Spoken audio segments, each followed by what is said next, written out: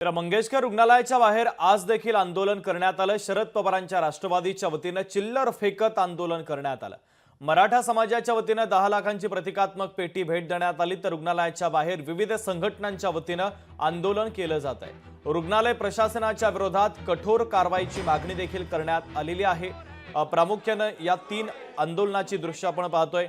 राष्ट्रवादी शरदचंद्र पवार पक्षाने आंदोलन केलं, तर मराठा समाजाच्या वतीने 10 लाखांची प्रतिकात्मक पेटी ही दान देण्यात आली। तर रुग्णालयावर कारवाईची मागणी करण्यासाठी अनोख्या पद्धतीने अर्धनग्न आंदोलन देखील करण्यात आलेलं आहे।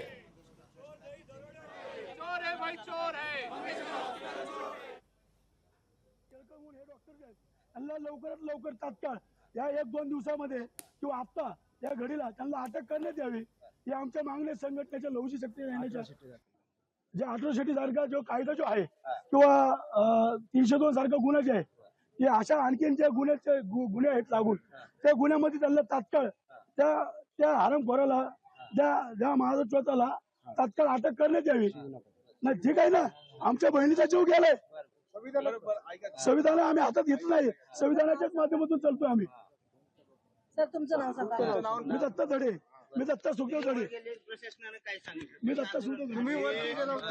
प्रशासनाने काय सांगितलं? एक मिनिट, प्रशासनाने काय सांगितलं? माझं नाव कुठल्या अटीवर तुम्ही खाली आले एवढं सांगा बस।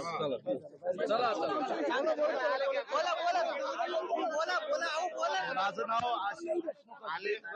मला प्रशासनाने विनंती केल्यानंतर काय सांगितलं? काय कारवाई करू सांगितलं? केळकरवर अॅट्रॉसिटी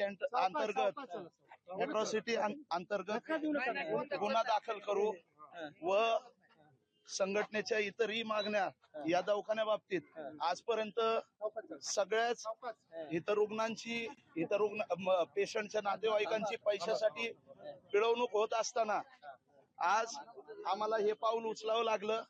संघटनेच्या माध्यमातून, लवजी शक्ती सेनेच्या माध्यमातून हे पाऊल उचलत असताना आमचं आंदोलन इथं थांबणार नाही जोपर्यंत आश्वासन काय देण्यात आलं वरती अॅट्रॉसिटी दाखल व्हावी अशी आमची मागणी होती। झाली का? आणि अॅट्रॉसिटी 7 दिवसाच्या आतमध्ये एसीपी साहेबांनी आम्हाला आश्वासन दिलेलं आहे की करू।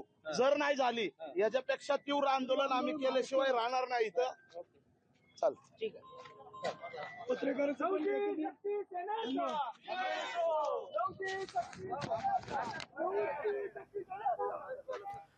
तर लहुजी शक्ती सेनेच्या वतीने हे आंदोलन करण्यात येत होतं, मात्र आंदोलकांना आता खाली उतरवण्यात पोलिसांना आणि अग्निशमन विभागाला यश आलेलं आहे। काही आंदोलकांना पोलिसांनी आता ताब्यात घेतलेलं आहे।